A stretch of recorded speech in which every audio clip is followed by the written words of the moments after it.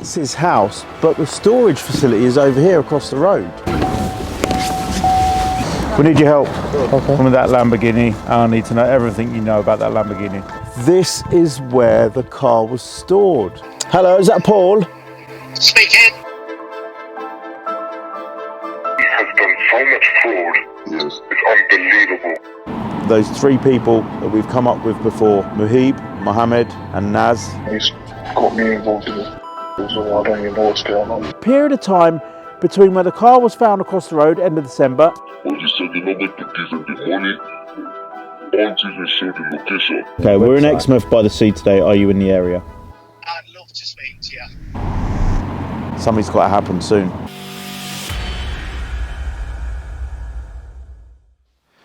Okay, so this episode is all about the lies we've been told across the board. All the way through this investigation, we've been told lies. But before we get into episode 6, I really want to speak to you guys watching this, because some of the comments on the last video were roasting us a little bit. What you don't seem to realise is we can only put out these episodes and information as of when it fits into what's actually going on in real life. This isn't The Bill, and this isn't a crime drama where you put it on and you watch it every week. Things are developing at all times, and literally last night we had another half an hour phone call, which we won't bring you possibly until the next episode or the episode after that, because that has given us huge information that develops from everything we're bringing you today. So please stick with it. It is real life. We're not drawing it out. We're not doing infill episodes to waste time. We're not like dragging it out or whatever the comments were. This is real life. If you don't want to watch it, don't watch it. But this episode is massive. We're going to Laund. We're going to Stamford La Hope. We're going to Yeovil and Exmouth. Whether it's phone calls or boots on the ground, we're going to stay tuned for an explosive episode where we give you a bit more insight into what's been happening and all the lies we've been told. Welcome to episode 6 of the stolen Lamborghini Diablo 6-litre VT saga. We are in a new place. We haven't been here before, but you in the comments have asked us to come to this place. You've asked us to knock on this door from Mr. Paul Rutter. We are in Laund, in Leicester, boots on the ground, rolling with 242 MSU, our security detail. Just by talking to some of you guys at Wembley and talking to you about the car and the series and the information, everybody's trying to imagine everything. And I just think it's great to be able to just show you where the car was stolen from, because some of the comments are like, if it was stolen from storage, then why hasn't the insurance paid out and how can it be stolen from storage? We've had people tell us that their car was stolen from storage, went missing from a garage and never got their car back. So it does happen. But in terms of this was recommended to Alistair by a dealership, introduced to Paul Rutter. Paul Rutter had the Diablo with his own personal collection of vehicles in his barn garage behind locked gates with a courtyard with security and everything else. How did the car get stolen? But let's go see where it was stored. So we're rolling John's here as well, and a little bit apprehensive. We don't know what's gonna happen, do we, really? No. Effectively, you've got gates here, you've got barns. The car was stored in there. The car was stored over there, was it? Yeah, over that side, so... So that puts things into context a minute. That's his house, but the storage facility is over here across the road. This is where the car was stored. Now, everything I've been told up to this point is that it was stored at his house, but it was stored in this unit, which is where his cars are. But you would only drive down this road, and we knew this from Alistair before, you would only drive down here if you were coming here. What Paul said to the police was he believed that Alistair had collected the car. So Alistair was first alerted that somebody had tried to put the logbook V5 into his name, into their name. That was the first time he was alerted that the car or something had happened. As far as he was concerned, it was stored here with Paul's other cars, and it's clearly that's the place. I honestly thought it was actually in his kind of courtyard. There was no sign of a break-in. There was no sign of damage. The car's cover and the trickle charger were on the floor, but when Alistair came to visit, the car was gone. The keys supposedly kept in a locked safe, and his house was, what's the word, searched by police. They had a warrant for that, and they didn't find any keys. This would have had to be broken into for it to have been stolen. This still makes sense with what we believe, that the car was under Paul Rutter's care and it was taken. So whilst it doesn't get us the parts, it just fills in a gap in the story and just gives us a bit more insight into what's happening. Let's go sit in the car and let's give Paul a call. Hello, Hello, is that Paul? speaking. Hi Paul, my name's Chiro. I'm here with John Deacon and we've just popped over to your house. We've been told you're at work today, understandably. Just wanted to catch up with you if possible today and have a chat about the stolen Lamborghini. I'd love to speak to you. Excellent. Are you anywhere close by? Absolutely love to. Yeah. What, later today? Yeah, let us know where you're going to be. We can meet you. What sort of tea time is yeah? Tea time. I know we've got a meeting at 3 o'clock, so ideally before that. Thanks a lot. Cheers. Cheers. Bye-bye. Bye-bye.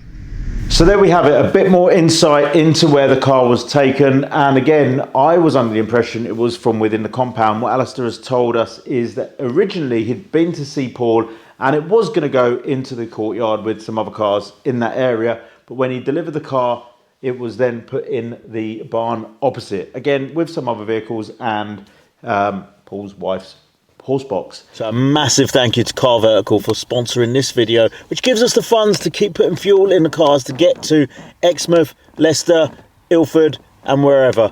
But we're just going to do a search on an American car, because I love my American cars. We've got the Mustang, Corvette and my truck on the driveway.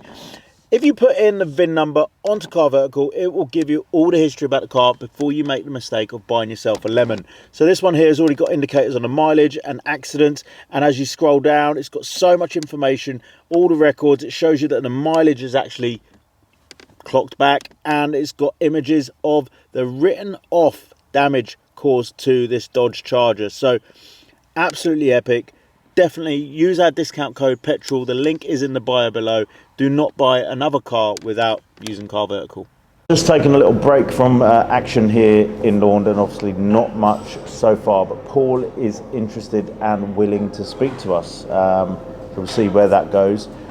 Just so you know, we unfortunately can't change our plans, but we are meeting with PC Sean Downey at 3 o'clock, and hopefully he's willing to come on camera as well. So stay tuned for that. In the meantime, through episode 4, when we put John's phone number up on the page, we've had several contacts and a really amazing conversation. Listen to this. Incompetent, they got criminal background. Yeah. And they're just not nice people. What was his name? Because I think we've got a different name. Shortcut Nawaz. Okay. And so who's Mohammed? Because he is in charge of the property now. So that's the guy who's managing the property on behalf of Shortcut, because he has done so much fraud. Yes. It's unbelievable. Has he got a tie with people in Leicestershire, do you know? In Leicestershire, I think he does, yeah. He's got quite a few friends. You know, we're trying to link everything together to recover the parts, because the car was obviously stored in that garage and it was seen in June 2022.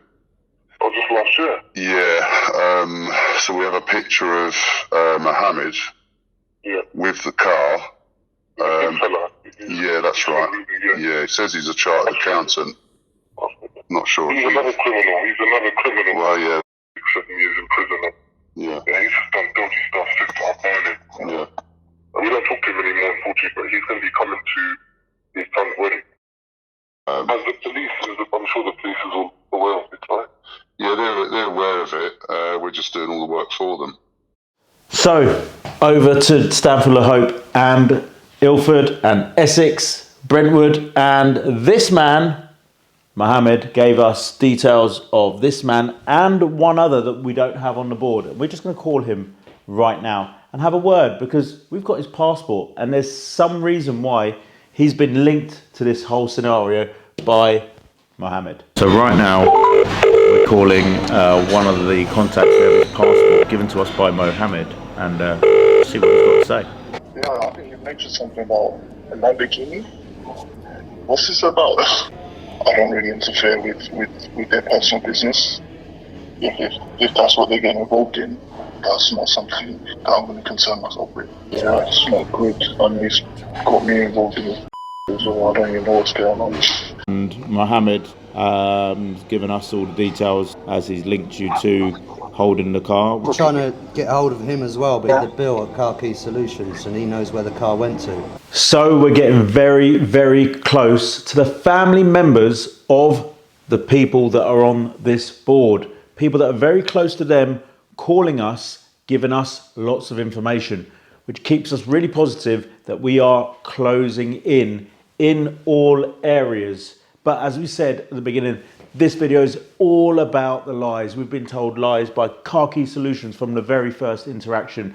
And you've seen that progress through the episodes. We've been lied by Mohammed. We've not had any contact with Muhib, but we know all about him and we know everything to do with his involvement. And now we have even more information that's coming forward.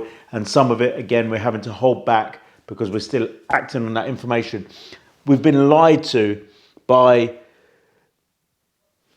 people in Yeovil, but what I can say is Sam Jones is totally exonerated, and when we go to Exmouth later in this video you can see why. The dates have been proven by the landowners that he was out those units, and I'll tell you what, it's quite explosive at the end when we catch up with Mr. Car Wash Man. Right, so we're rolling with John and Alistair on our way to Market Harbour Police Station to meet with PC Sean Downey. He's been super helpful since he's been on this case, which is January 2023 when the car was found at the end of December by PC Lloyd Drake in Somerset, and it's kind of reinvigorated the activity purely because of our private investigation. Obviously, as you know, we've done everything to keep this alive, and it's us that are pushing this forward.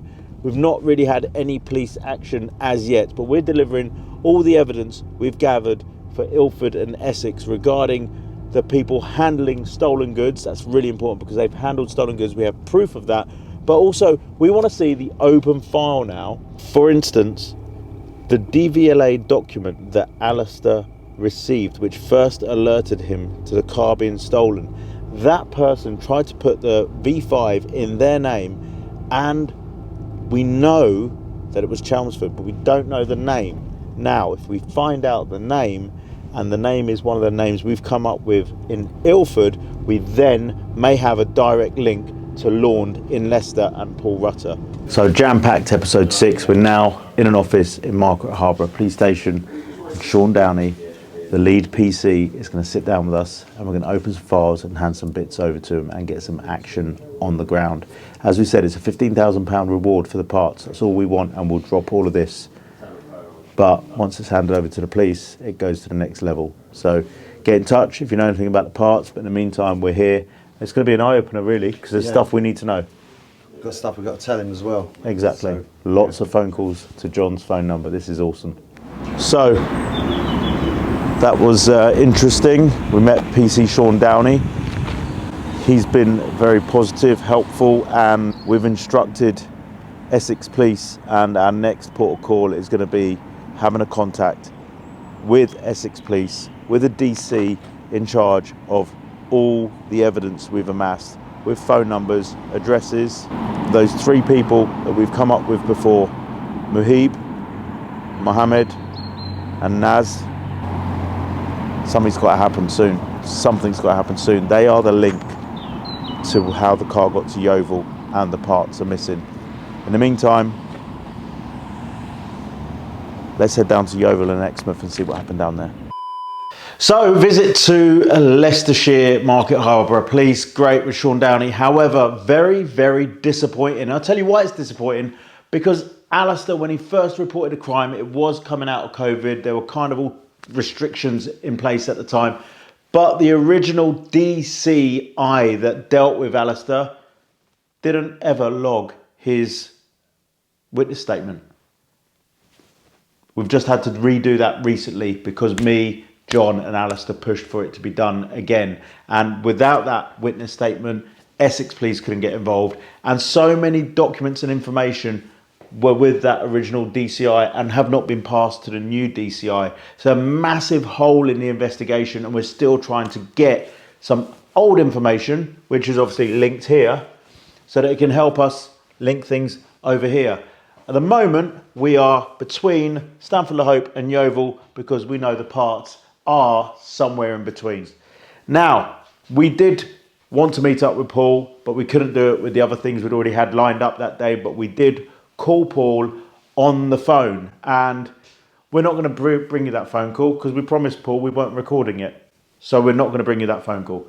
But we've had phone calls from about 4 people that are close to Mr. Rutter. Close as in on side, friends of the family, and they've informed us that his story is that Alistair needed the car to go for an MOT. Alistair asked him to leave the key on the front wheel in the storage unit and gave Alistair the code for access for Alistair's person that was designated to take it for the annual MOT. However, this is at a time when we're in a COVID lockdown and businesses like hospitality didn't reopen until the 4th of July 2020. The car is MOT'd on the 7th of June 2019, would have expired June 2020, but with the government extension to MOTs, the actual expiry date of the MOT on yellow was the 8th of December 2020. Therefore, totally debunks everything he's saying about the car being collected by Alistair. Again, all absolute lies.